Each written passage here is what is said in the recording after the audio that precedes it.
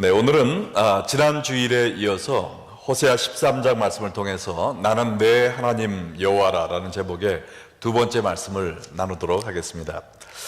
지난 주일 새가족 만남의 시간에서 1년 만에 교회를 나오신 분, 또 7년 만에 처음으로 교회를 나오신 분들이 자리에 앉아서 식사를 하면서 얘기를 하다가 이 호세아서의 주제인 여호와께로 돌아오라라는 말씀이 마치 하나님께서 자기들을 위해서 준비한 말씀인 것 같다라고 이야기를 해주셔서 그 얘기를 듣는 저도 참 흐뭇했고요. 또 하나님께서 참 기쁘게 그분들의 고백을 받으셨을 것이다라고 생각을 했습니다.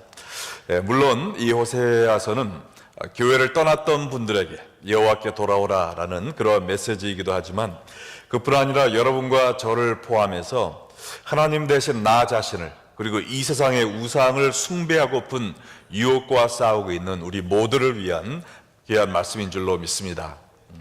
특히 호세아 12장과 13장에서는 우리를 부르고 계신 하나님이 어떤 분이신가를 보여주면서 우리가 여호와께 돌아와야 될 이유를 설명을 해주고 있는데요. 호세아 12장은 지난 주일에 말씀드린 것처럼 하나님은 회개하는 자에게 은혜 주시는 하나님이시고 또한 동시에 불의한 자를 심판하시는 하나님이다라고 가르쳐주고 있습니다. 오늘의 본문인 호세아 13장은 하나님이 어떤 분이신가에 대한 또 하나의 중요한 진리를 가르쳐주는데 그것은 하나님은 징계 후 혹은 넘어진 후에 회개하는 자도 회복시키시는 분이다라는 것을 가르쳐주고 있습니다. 호세아 13장 1절은 북이스라엘이 멸망하게 된 원인을 보여주고 있는데요. 에브라임이 말을 하면 사람들이 떨었도다. 그가 이스라엘 중에서 자기를 높이더니 바알로 말미암아 범죄함으로 망하였거늘 그랬습니다. 이 에브라임은 북이스라엘의 10지파 중에 대표적인 지파인데 에브라임은 원래 요셉의 두 아들 중에 차남이었습니다. 그래서 맏아들 므낫세가 더 큰 축복을 받아 마땅한데 할아버지 야곱이 죽기 전 그 두 손자에게 안수해 주었을 때 일부러 차남 에브라임 머리에 오른손을 얹고 그에게 장자보다 더 큰 땅과 축복을 주십시오라고 기도를 했습니다. 이 기도대로 에브라임은 번창했고 1절 말씀대로 에브라임이 말을 하면 사람들이 벌벌 떨 정도로 큰 권세와 지위를 얻게 되었습니다. 자, 그럼 이렇게 하나님의 축복으로 인해 번창했으면 누구를 높여드려야 마땅합니까? 하나님을 존귀케 해야 되죠. 그런데 에브라임은 누구를 높였다고 그랬습니까? 자기 자신을 높였어요. 내가 잘된 것이 하나님의 은혜임을 고백하지 않고 내가 잘나고 내가 열심히 일해서 성공한 것처럼 자기 자신을 드높였던 것입니다. 그리고 그 교만한 자기 숭배는 결국 바알을 섬기는 우상 숭배로 이어졌고 그 결과로 에브라임은 망하게 된 것입니다. 이것이 마치 미국에 이민 온 한인들의 이야기 같지 않습니까? 아무것도 없이 미국에 온 우리들이었어요. 옛날에는 200불, 300불 가지고 이민 오지 않았습니까? 그러나 하나님의 축복과 은혜로 의식주 걱정 없이 살게 되었고 우리의 자녀들도 좋은 대학에 진학해서 주류사회의 두각을 나타내는 그러한 자녀들이 되었어요. 그렇다면 당연히 하나님을 높여드려야 마땅한데 자기 자신을 드높이는 교만한 삶을 살다가 이 세상의 우상인 돈과 명예와 쾌락을 쫓다 멸망하고 마는 사람들이 우리 주위에 얼마나 많이 있습니까? 여기에 망하다라는 말은 원어로 보면 죽다라는 뜻이고요. 영어 성경에도 died 이렇게 나와 있는데 부귀영화만 쫓아다니다가 영적으로 죽게 되었음을 뜻하는 말입니다. 더 안타까운 것은 자신이 영적으로 죽어가고 있음을 알면서도 돌이키지 않는다는 사실입니다. 2절 말씀을 보세요. 이제도 그들은 더욱 범죄하여 그 은으로 자기를 위하여 우상을 부어 만들되 자기의 정교함을 따라 우상을 만들었으며 그것은 다 은장색이 만든 것이거늘 그들은 그것에 대하여 말하기를 제사를 드리는 자는 송아지와 입을 맞출 것이라 하더라. 자신의 영적 타락을 깨닫고 있으면서도 돌이키기는커녕 오히려 죄 짓는 일에 더 박차를 가했다는 것입니다.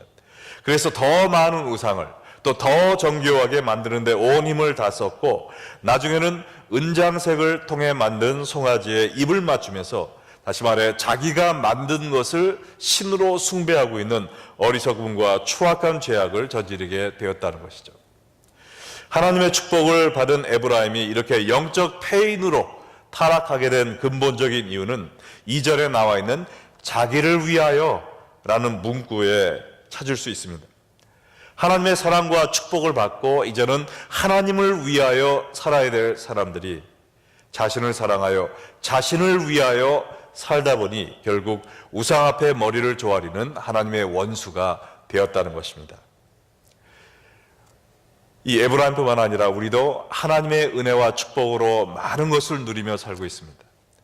여러분은 하나님을 위하여 살고 계십니까?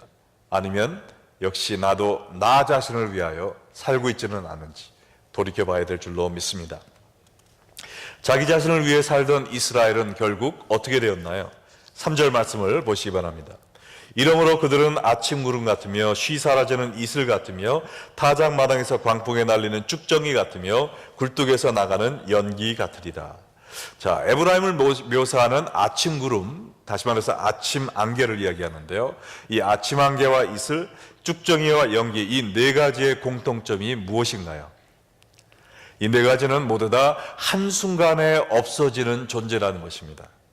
하나님이 훅 부르시면 온데간데 없이 사라지는 그런 것들이라는 거예요. 처음에는 이 넷이 다 멋있게 보이죠. 아침 안개도 분위기 있고 아침 이슬도 신선하게 보이고 쭉정이도 알곡 사이에 있어서 멋있게 보이고 실하게 보이고 부뚜막 안의 연기도 마시는 밥을 짓는 것처럼 보이고, 그러나 아침 안개와 이슬은 해뜨기가 무섭게 사라지고 또 쭉정이와 연기도 바람 불기 무섭게 사라지는 허무한 존재들이라는 것입니다. 이같이 이 세상에서 자기들을 높이며 이 세상의 우상에게 입맞추며 사는 사람들도 한동안은 부귀영화를 누리는 것 같아요. 다른 사람들의 부러움의 대상도 될 수 있습니다. 그러나 하나님의 심판이 임할 때 이들이 믿고 의지했던 모든 것들은 바람과 함께 사라지고 말 것이라는 것입니다. 그래서 하나님은 4절 말씀을 통해서 오직 하나님만 섬겨라 라고 말씀하고 계신 것입니다. 그러나 애굽 땅에 있을 때부터 나는 내 하나님 여호와라, 나밖에 내가 다른 신을 알지 말 것이라, 나 외에는 구원자가 없느니라. 이스라엘 백성들을 애굽 땅에서 인도해 내신 후에 하나님께서 시내산에서 가장 먼저 하신 말씀이 무엇이었습니까? 바로 이것이었죠. 내가 바로 너희들을 구원한 참 구원자이고 나 외에 다른 신은 없다라는 것입니다. 그러므로 이 십계명의 첫째, 둘째 계명을 통해서 나 외에 다른 신을 섬기지 말고 또 우상을 만들지 말라라고 말씀하시면서 나만을 섬기고 나만을 사랑하며 살라라고 말씀하셨지만 이스라엘 백성들은 어떻게 했죠? 하나님의 말씀을 거역하고 우상 숭배의 죄에 빠져버린 것입니다. 5, 6절 말씀처럼 내가 광야 마른 땅에서 너를 알았거늘 그들이 먹여준 대로 배가 불렀고 배가 부르니 그들의 마음이 교만하여 이로 말미암아 나를 잊었느니라. 자, 여기에 이스라엘이 타락한 과정이 나와 있습니다. 하나님은 광야의 마른 땅에서도 그들의 필요를 미리 아시고 다 충족하게 채워주셨어요. 그러나 이스라엘은 하나님께 감사하기는커녕 배가 부르니 교만하여 하나님을 잊었다라고 그랬습니다. 그때뿐만 아니라 이 호세아가 쓰여진 여로보암 2세 시절에도 이스라엘의 부귀와 권세가 크게 달했을 때 이것이 마치 자신들의 노력과 재능에 의해 이룩된 것으로 알고 교만하여서 하나님을 떠나 우상 숭배하는 배은망덕함을 보였다는 것입니다. 역시 배가 부르니 교만하여 하나님을 잊었다는 거예요. 하나님은 이스라엘 백성들이 시험에 빠질 것을 아시고 가나안 입성 바로 전에 모세를 통해 바로 이것에 대해 경고하셨습니다. 신명기 8장 12절로 14절 말씀을 보면 내가 먹어서 배부르고 아름다운 집을 짓고 거주하게 되며 또 내 소와 양이 번성하며 내 은금이 증식되며 내 소유가 다 풍부하게 될 때 내 마음이 교만하여 내 하나님 여호와를 잊어버릴까 염려하노라. 조금만 음식이 없어도 아우성거리고 조금만 배불러도 교만했던 이스라엘 백성이 이 물질과 교만의 시험에 넘어질 것이 불보듯 뻔한 것을 알고 계셨던 하나님은 너희들이 물질적으로 풍요하게 될 때 내 마음이 교만해져서 넘어지지 않도록 조심하라 라고 미리 경고하셨습니다. 우리의 삶 속에 가장 위험한 때가 언제냐면은 배부르고 등 따실 때가 가장 위험한 겁니다. 왜냐하면 그때 하나님이 어디 있느냐라는 교만의 마귀가 우리를 삼켜버릴 수 있기 때문에 그래요. 그래서 이 구절처럼 여러분이 현재 배부르고 아름다운 집에 살고 있으며 여러분의 소유가 풍부해지는 그러한 때를 경험하고 있다면 교만해지지 않도록 조심하시기 바랍니다. 여러분에게 있는 모든 좋은 것이 하늘 아버지로부터 온 것임을 겸손히 인정하고 하나님께 감사의 제사를 드리시고 하나님만을 높이시는 여러분 되시기 바랍니다. 왜냐하면 그렇지 않으면 신명기 8장에서 몇 절 후에 하나님이 경고하신 그 심판이 우리에게 임하게 될 것이기 때문에 그래요. 신명기 8장 19절에 뭐라고 그러셨어요? 내가 만일 내 하나님 여호와를 잊어버리고 다른 신을 따라 그들을 섬기며 그들에게 절하면 내가 너희에게 증거하노니 너희가 반드시 멸망할 것이라. 내 하나님 여호와를 잊어버리는 사람이 무엇을 하게 된다고요? 다른 신을 섬기며 절하게 된다는 겁니다. 하나님을 섬기지 않으면 우리는 또 다른 무엇인가를 섬기게 돼 있어요. 왜냐하면 하나님이 우리를 예배자로 창조하셨기 때문에 하나님을 예배하지 않으면 우리는 또 다른 예배자를 찾아 헤매게 돼 있어요. 그래서 결국에는 나 자신이나 아니면 이 세상의 다른 우상을 예배할 수밖에 없는 것입니다. 이렇게 우상 숭배를 하다 보면 어떻게 된다고요? 반드시 멸망할 것이다 라고 못을 박으셨어요. 불행하게도 이스라엘 백성들은 이 경고의 말씀을 무시하고 그들이 배불렀을 때 교만하여 하나님을 잊어버렸습니다. 그래서 우상을 섬기는 죄악을 저지르고 말았어요. 그래서 결과적으로 호세아 13장 7, 8절에 나온 하나님의 무서운 심판을 당하게 된 것입니다. 우리 호세아 13장 7절과 8절 다 함께 한번 읽어볼까요? 내가 그들에게 사자 같고 길가에서 기다리는 표범 같으니라. 내가 새끼 잃은 곰같이 그들을 만나 그의 염통 껍불을 찢고 거기서 암사자같이 그들을 삼키리라. 들짐승이 그들을 찢으리라. 자, 그들의 모든 필요를 채워주던 사랑의 하나님이 어떤 모습으로 이스라엘을 만나게 되었습니까?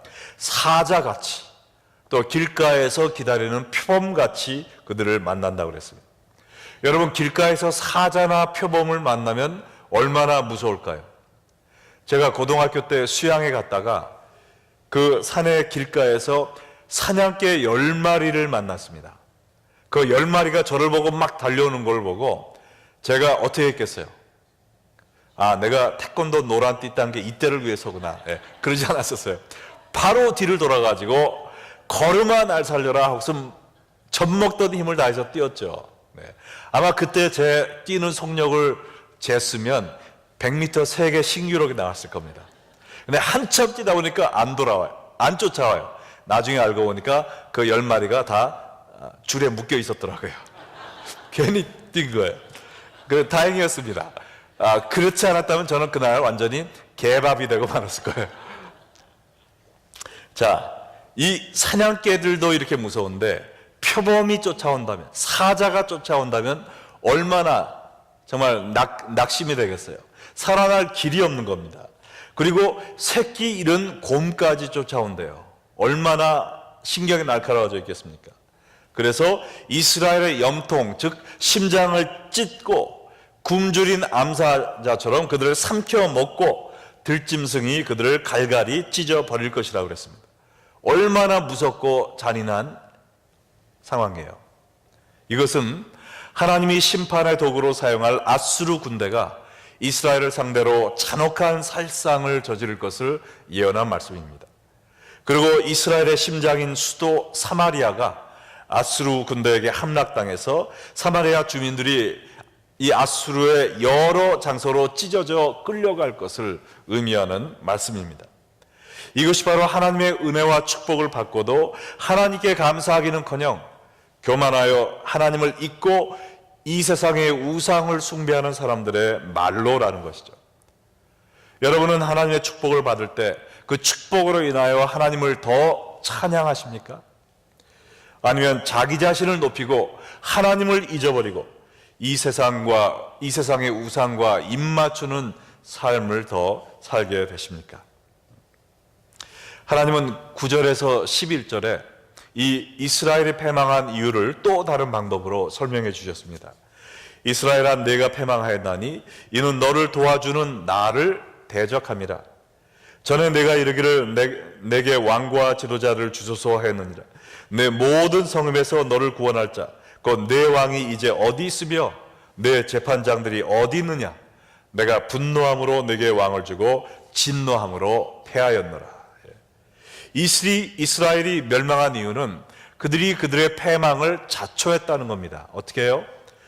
그들을 도와주는 하나님을 대적함으로 말입니다. 이것이 바로 그들의 결정적인 실수였죠.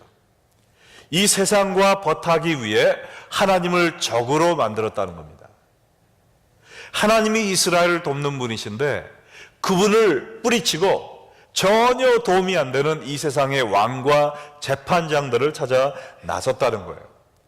이것은 사무엘 때 왕을 달라고 간구한 그것을 얘기하는 것이 아니라 솔로몬이 죽은 후에 북이스라엘의 10지파가 하나님이 세우신 다윗 왕조를 거부하고 여로보암 1세를 왕으로 세운 것을 이야기하고 있습니다. 그들이 하나님이 세우신 이 신정 왕조에 등을 돌리고 자기들이 원하는 왕을 세웠는데 그 결과가 어떻게 되었냐라고 지금 말하시는 거예요. 북이스라엘의 19왕들은 하나같이 하나님을 대적하고 우상만을 섬기는 왕들이었습니다. 그런 왕들이 이스라엘을 보호할 수 있었을까요? 아니죠. 그 모든 왕조들이 쿠데타로 인하여 멸망당했어요.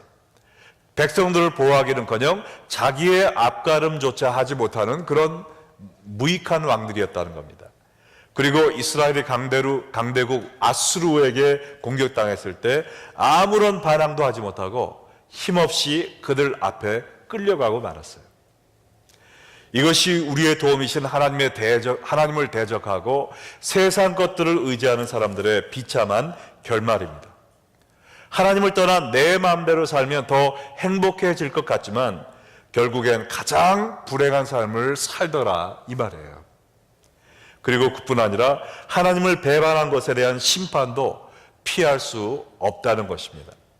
12절 13절 말씀을 보시면 에브라임의 불의가 봉합되었고 그 죄가 저장되었나니 해산하는 여인의 어려움이 그에게 임하리라. 그는 지혜 없는 자식이로다. 해산할 때가 되어도 그가 나오지 못하느니라. 자, 에브라임의 불의가 봉함되었다라는 것은 그들의 모든 죄악이 봉지에 담아 잘 묶어서 안전한 곳에 보관되었다는 거예요. 왜요? 나중에 심판날에 그들을 징계할 증거물로 사용되기 위함이에요. 또 이 세상 모든 사람들이 저지른 이 죄, 이것이 하나도 빠짐없이 저장되었다고 했는데 이것은 우리가 저지른 죄악된 행동, 또 내뱉은 죄악된 말, 또한 머릿속에 품은 나쁜 생각들까지 하나도 빠짐없이 저장되어 있음을 이야기합니다. 지금 사람들도 조그마한 USB에 책 수백, 수천 권을 저장할 수 있습니다.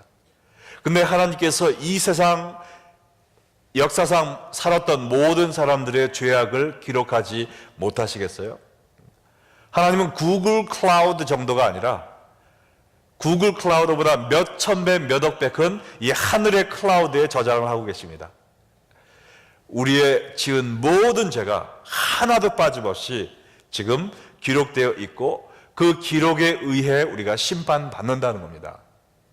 요한계시록 20장 12절 말씀을 보니까 또 내가 보니 죽은 자들이 큰 자나 작은 자나 그 보좌 앞에 서 있는데 책들이 펴 있고 또 다른 책이 펴 있으니 곧 생명책이라. 자, 이 생명책 외에도 하늘나라에 책들이 여러 개가 있다는 겁니다. 무슨 책이에요? 죽은 자들이 자기의 행위를 따라 책들에 기록된 대로 심판을 받으니. 우리가 태어나서부터 지금까지 지은 모든 죄가 하늘나라의 책들에 하나도 빠짐없이 기록되어 있다는 겁니다. 그리고 우리는 우리의 죄에 따라 형벌을 받게 될 거예요. 단 이것은 회개하지 않은 사람들에 해당되는 말입니다. 마치 조금 전에 본 구절에 산문이 열리지 않아 태아가 배에서 나오지 않으면 태아도 죽고 산모도 죽듯이 우리의 죄를 회개하지 않는 사람들은 우리의 죄로 인하여 영원한 심판을 받게 될 것이라는 거예요. 그러나 우리의 죄를 회개하고 하나님 앞에 돌아오는 자들은 어떻게 될까요?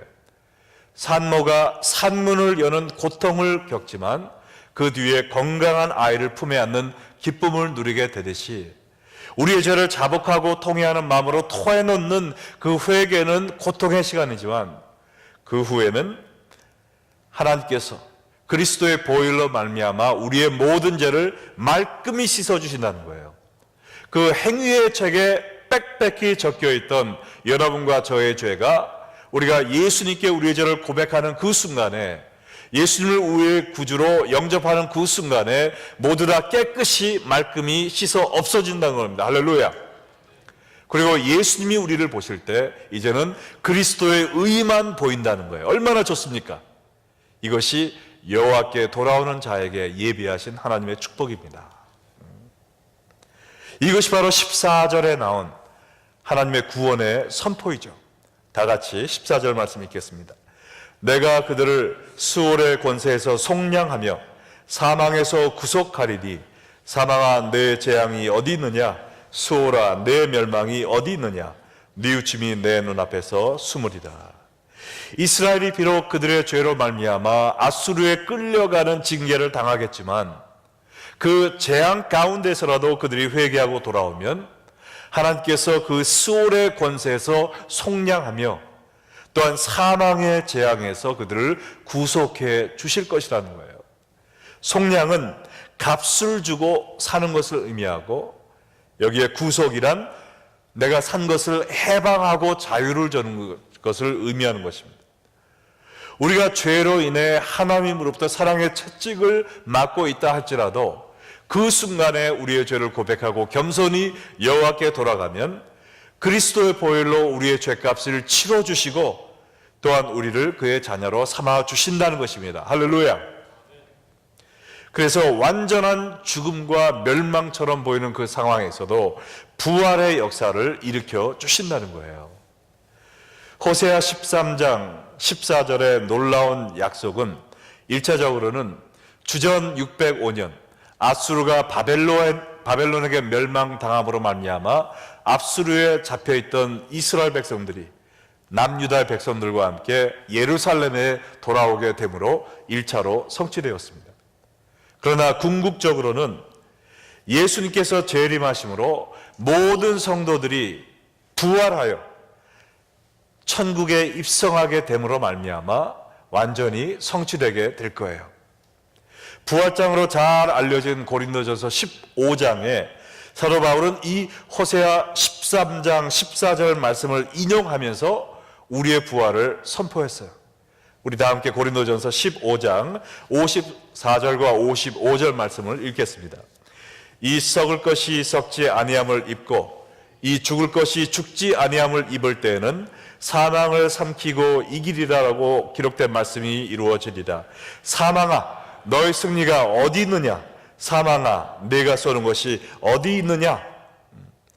우리의 죄로 말미암아 우리가 자초했던 사망과 멸망이 우리가 회개하고 여호와께 나아갈 때 다 사라지게 된다는 것입니다. 그래서 이제 사망이 사망해버리는 놀라운 역사가 일어난다는 것이죠. 우리 마지막으로 요한계시록 20장 14절 말씀 큰 소리로 읽겠습니다. 사망과 음부도 불못에 던져지니 이것은 둘째 사망 곧 불못이라. 장차 예수님이 재림하실 때 우리를 괴롭히던 사망과 음부가 불못에 던져져서 사망이 영원히 죽어버린다는 것입니다. 우리는 하나님과 함께 천국에서 영생복락하게 된다는 거예요.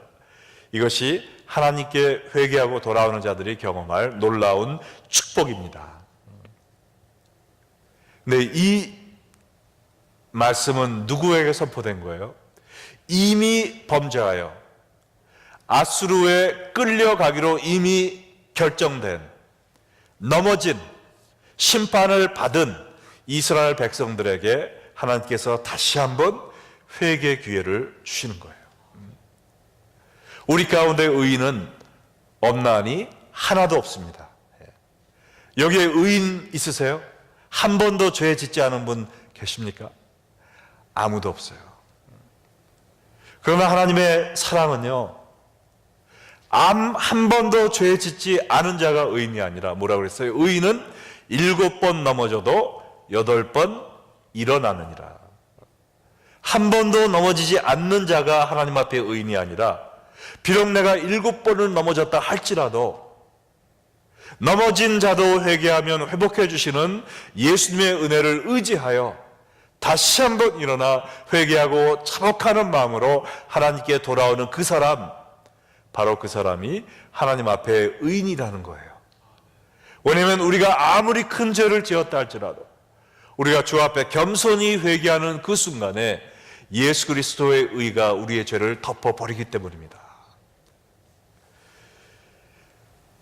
그러나 이 사랑의 하나님의 호소를 뿌리치고 내가 미국 와서 좀 잘 살게 됐다고, 남들보다 좀 더 배웠다고, 이제는 좀 잘 나가는 사람이 되었다고 하나님을 높이는 것이 아니라 나 자신을 높이면서 교만하여져서 하나님을 잊어버리고 나를 섬기다 이 세상의 우상을 섬기는 자가 되면 우리는 이 이스라엘 백성들이 받은 심판을 영원히 경험하게 될 것이란 것입니다. 하나님이 주신 이 모든 축복들, 이것으로 인하여 여러분은 하나님을 높이고 계십니까? 아니면 여러분 자신을 높이고 계십니까? 이 시간 우리가 주 앞에 겸손해야 될 줄로 믿습니다. 우리가 아무리 넘어졌다 할지라도 넘어진 그곳에서 회개하고 돌아오기만 하면 다시 받아주시는 우리 사랑의 하나님. 그러나 교만한 자는 대적하십니다. 교만한 자는 넘어지게 하십니다. 교만은 패망의 선봉입니다. 내가 저 사람보단 낫지, 이 사람보단 훌륭하지, 내가 열심히 일해서, 내가 머리가 좋아서 이만큼 됐지, 나는 더 대접을 받아야지, 교만한 마음으로 주 앞에 서지 마시고, 그러다가 하나님을 잊어버리는 그런 과오를 범치 마시고, 내게 있는 모든 것 하나님이 주셨습니다.